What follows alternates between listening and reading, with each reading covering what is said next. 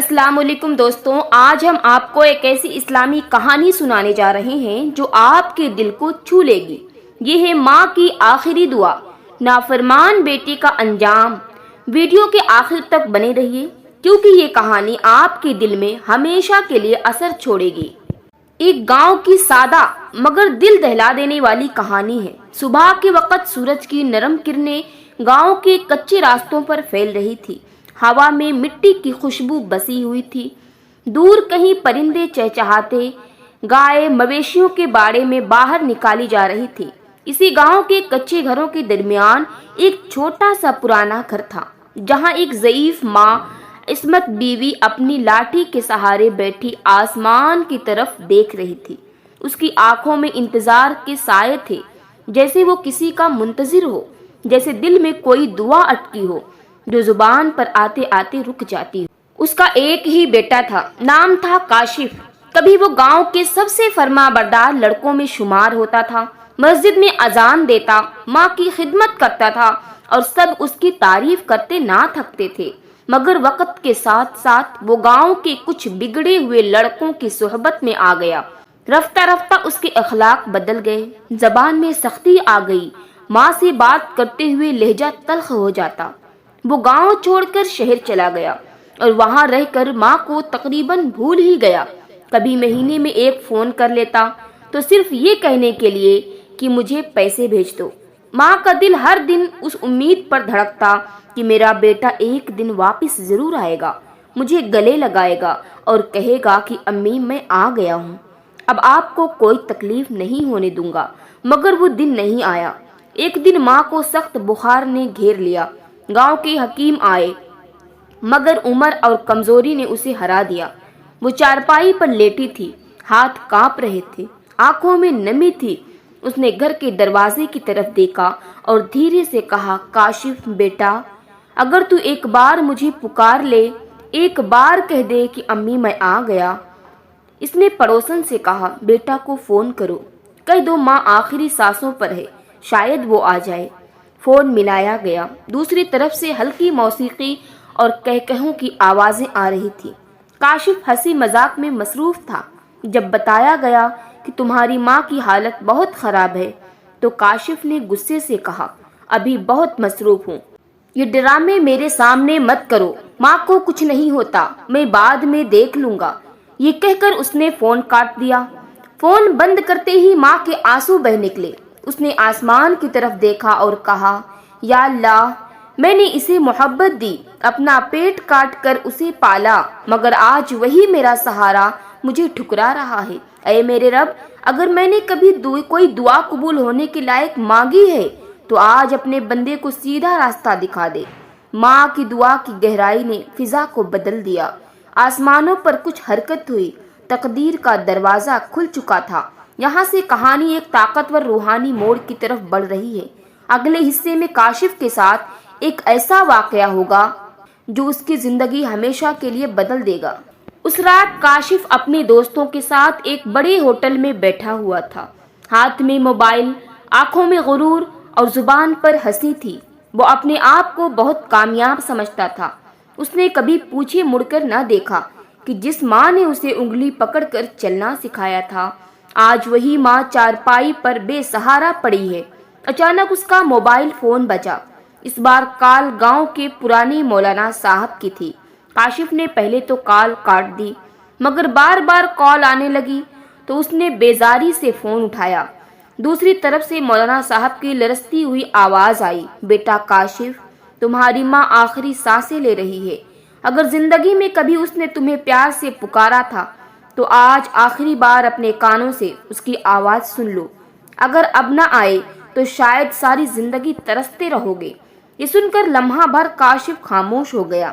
اس کے دل میں جیسے کوئی تیر لگا ہو، مگر پھر شیطان نے اس کے دل میں سرگوشی کی، کچھ نہیں ہوگا، یہ سب ڈرامہ ہے، ابھی ہم میٹنگ ہے، کل دھیان دے لوں گا۔ کاشف نے فون بند کر دیا۔ ادھر گاؤں میں ماں نے آخری بار آنکھیں کھولی۔ اس نے دروازہ کی طرف دیکھا، دروازہ بند تھا، کسی نے اندر نہیں آیا۔ اس کی سانسیں رکنے لگی، زبان پر ٹوٹا پھوٹا جملہ آیا، کاشف بیٹا، تو آ گیا؟ مگر کوئی جواب نہ آیا۔ اسی لمحے اس نے آنکھیں بند کی اور اس کی روح خاموشی سے پرواز کر گئی۔ اس کے لبوں پر آخری جذبات تھے، اے اللہ میں نے اپنا حق معاف کیا، تو اس کو معاف کر دینا۔ ماں کی موت کی خبر جنگل کی آگ کی طرح گاؤں میں پھیل گئی۔ ہر آنکھ اشکبار تھی۔ سب افسوس کرتے تھے کہ جس ماں نے ساری زندگی لوگوں کی مدد کی، آج وہ اکیلی دنیا چھوڑ گئی۔ جب کاشف کو اس کی ماں کے انتقال کی خبر ملی تو اس کے ہاتھ سے موبائل چھوٹ کر زمین پر گر گیا۔ اس کی سانسیں اکھڑنے لگی۔ دنیا کی ساری دولت، گاڑیاں، دوست ایکائک بوجھ لگنے لگے۔ اس نے دیوانہ وار ٹیکسی پکڑی اور گاؤں کی طرف بھاگا۔ راستے بھر اس کے دماغ میں ایک ہی آواز گونجتی رہی، کاشف بیٹا میں نے تجھے پکارا تھا۔ جب وہ گھر پہنچا تو ماں کی لاش سفید کفن میں لپٹی ہوئی سامنے پڑی تھی۔ کمرے میں خاموشی تھی، مگر اس خاموشی میں ایک قیامت چھپی تھی۔ کاشف نے کانپتے ہاتھوں سے ماں کا چہرہ کھولا۔ وہ چہرہ جو کبھی اس کے لیے مسکراتا تھا، آج چپ تھا، بالکل خاموش۔ کاشف ماں کے قدموں میں گر پڑا اور پھوٹ پھوٹ کر رونے لگا۔ امی امی مجھے معاف کر دو، میں آ گیا ہوں امی، آنکھیں کھولو، ایک بار کہہ دو کہ تم ناراض نہیں ہو۔ مگر جواب نہ آیا، پوری کائنات جیسے رک گئی ہو۔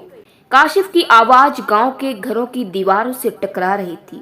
اس کے رونے میں وہ شدت تھی جو اس نے اپنی پوری زندگی میں کبھی محسوس نہ کی تھی۔ گاؤں کے لوگ خاموش تھے، کچھ نے آنکھوں سے آنسو پوچھے۔ وہ سب جانتے تھے کہ یہ رونے پچھتاوے کا رونا ہے، وہ پچھتاوا جس کا کوئی علاج نہیں ہوتا۔ کاشف نے ماں کے چہرے کو اپنے ہاتھوں میں لے کر کہا، امی میں آپ کا مجرم ہوں، میں نے آپ کو تکلیف دی، آپ کی آنکھوں میں آنسو لائے، آپ کو اکیلا چھوڑ دیا۔ امی میں بدبخت ہوں، مجھ پر لعنت ہو کہ میں دنیا کی رنگینیوں میں کھو گیا اور آپ کو بھول گیا تھا۔ کاشف اپنی ماں کے کفن سے لپٹ گیا۔ اس کے آنسو ماں کے بے جان ہاتھوں پر گر رہے تھے، وہ ہاتھ جو کبھی اس نے تھپک کر سلاتے تھے، جنہوں نے اس کے ماتھے پر بوسہ دیا، آج وہ ہاتھ بے ساختہ پڑے تھے۔ گاؤں کے امام صاحب نے آگے بڑھ کر کاشف کے کندھے پر ہاتھ رکھا۔ آخری خدمت ہو سکتی ہے، اس کے بعد سب ختم۔ کاشف نے لرزتے ہوئے قدموں سے وضو کیا اور جنازہ پڑھنے والوں کی صف میں کھڑا ہو گیا۔ جب اس نے تکبیر کہی تو اس کی آواز بند ہو گئی۔ اسے لگا جیسے ہر لفظ اس کے گناہوں کو چیخ چیخ کر بتا رہا ہو۔ ماں کو قبرستان لے جایا گیا۔ 4 لوگوں نے چارپائی کو کندھا دیا۔ کاشف بھی کندھے سے پکڑے ہوئے تھا۔ ایک بوڑھے گاؤں والوں نے کہا، کاشف جب تیری ماں جوان تھی اس نے تجھے اپنی گود میں اٹھایا تھا، آج اس کا حق ادا کر، تیرے کندھے پر یہ بوجھ دنیا کا سب سے مقدس بوجھ ہے۔ کاشف کی آنکھوں سے بے اختیار آنسو بہنے لگے۔ جب قبر تیار ہوئی تو کاشف کے پیروں میں سکت رہی، لوگ بدل گئے ہیں، بیٹا اپنی ماں کو قبر میں اتارنے کا شرف حاصل کر لے۔ کاشف نے جیسے ہی ماں کے کفن کو تھاما، اسے محسوس ہوا کہ زمین اس کے نیچے کانپ رہی ہے۔ وہ قبر کے اندر اترا اور ماں کو آہستہ سے زمین پر رکھا۔ اس لمحے جیسے پوری دنیا خاموش ہو گئی ہو۔ اس نے ماں کے کان کے قریب سر رکھ کر کہا، امی میں واپس آ گیا ہوں، آپ نے کہا تھا نا کہ ایک دن تم لوٹو گے۔ امی میں آ گیا ہوں، مگر بہت دیر ہو گئی۔ اس کے الفاظ قبر کے دیواروں سے ٹکرا کر واپس لوٹ رہے تھے۔ وہ قبر سے باہر آیا، مٹی ڈالی جانے لگے۔ ہر مٹی کے ساتھ کاشف کے دل پر ایک نیا زخم لگ رہا تھا۔ جب قبر مکمل ہو گئی اور لوگ واپس ہونے لگے تو کاشف وہیں بیٹھا رہا۔ ہوا تیز چلنے لگی، درختوں کے پتے سرہانے لگے، ایک سناٹا چھا گیا، جیسے پوری کائنات کہہ رہی ہو، اب اس ماں کی دعا ختم ہو گئی، اب حساب شروع ہوگا۔